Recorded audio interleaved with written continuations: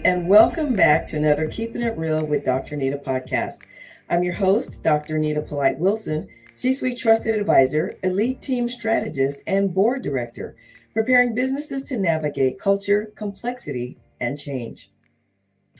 Beginning with a shout out to National Women's Day on March 8th and Ceasar Chavez Day on March 31st, I have quite a bit to share with you today. So, press pause, grab your favorite coffee or tea, and settle in with me for about 10 minutes. For the past few years, the term DEI has carried both promise and pressure.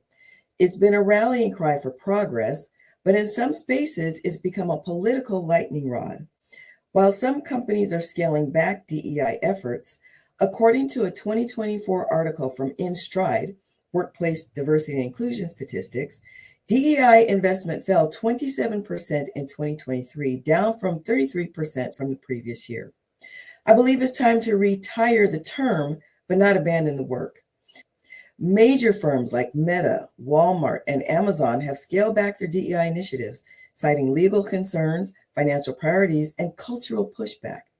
And despite years of promises, representation in mid-level management remains stagnant. This shift signals a critical moment. Do we let external pressures dictate the future of inclusion, or do we rethink our approach to ensure long-term sustainable impact? We are at a crossroads. At its core, this work isn't about checking boxes, establishing quotas, or maintaining compliance. Retiring the term DEI does not mean walking away from the work. It means rewiring our approach, focusing on the fundamental building blocks of advocacy, belonging, and culture. These elements are not political. They are the foundation of successful organizations. Research from the Boston Consulting Group confirms that companies with strong DEI initiatives experience lower employee attrition and higher engagement. When people feel valued, they stay. When they don't, they leave, taking their talent, innovation, and institutional knowledge with them. But here's the hard truth. If we want to move forward, we have to get real about total diversity. That means making room at the table for everyone, including those who have been skeptical or outright opposed to past diversity approaches. If we say we want inclusion, that has to include people who may not agree with us. Otherwise, what are we really building? And that brings me to another challenge. Talking about race without moralizing. We can't afford to make every difficult conversation a battle of good versus evil. When we moralize, we shut down dialogue. But when we separate emotional reactions from moral judgments, we create space for real conversations, real connection, and real change. Now, I know what some of you are thinking. Dr. Anita, you expect me to sit down and listen to people who don't believe what I believe, who don't value what I value? Yes, and here's why. Until people feel free to tell us what they really think, we won't know what we're actually dealing with. And if we don't know what we're dealing with, we can't address it. So, how do we create those spaces? First, by leading with curiosity instead of condemnation. Instead of assuming, we ask. Instead of reacting, we reflect. And instead of shutting down, we lean in. McKinsey & Company's Women in the Workplace 2024 report highlights that despite years of focus on gender equity, many women still experience workplace barriers at the same rates as a decade ago. That data doesn't require a moral argument. It just requires action. That same principle applies to political and ideological differences. If we want to create truly inclusive workplaces, we have to build psychological safety, environments where people feel free to say what they really think with professional courtesy and respect for those with whom we are speaking, even if it's unpopular. McKinsey's 2023 DEI report emphasized that despite corporate activity around DEI, progress has been slow because many organizations lack clarity on what actually works. That means companies need spaces where people can openly discuss concerns, refine approaches, and build solutions together without fear of being ostracized. Now, I don't often quote my own research, but in this case, I feel compelled because it speaks directly to the heart of this conversation. My research relied on the World Cafe methodology, a technique designed to cultivate relationships around a table while participants co-create new knowledge by sharing their lived experiences. This statement summarizes one of my most profound discoveries.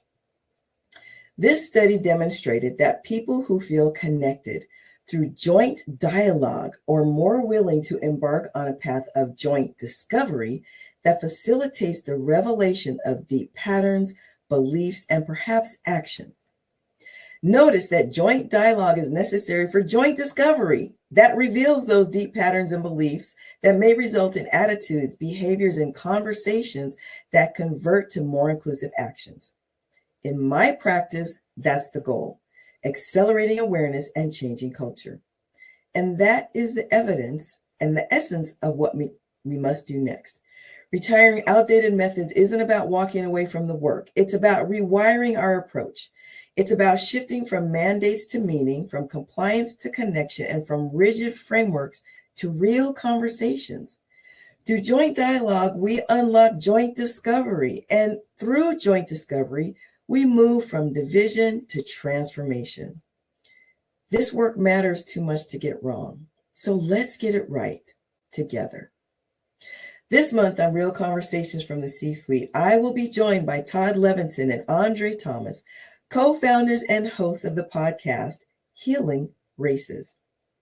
The mission of the Healing Races show was created as a platform for discussing difficult racial issues, as well as serving as a model for conversations about race in the lives of the hosts, with their respective races and between Black and white people.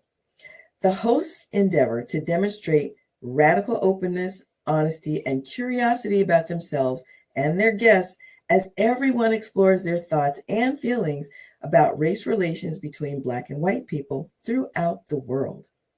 Together, we will be further exploring the 3 key points that I just offered: getting real about total diversity, having radical conversations without moralizing, and creating spaces and approaches where people feel free to tell you what they really think, including why it's important and how to do it well. This will be an incredibly insightful and candidly real conversation from the C-Suite that you do not want to miss with Todd Levinson and Andre Thomas, co-founders of the Healing Races podcast.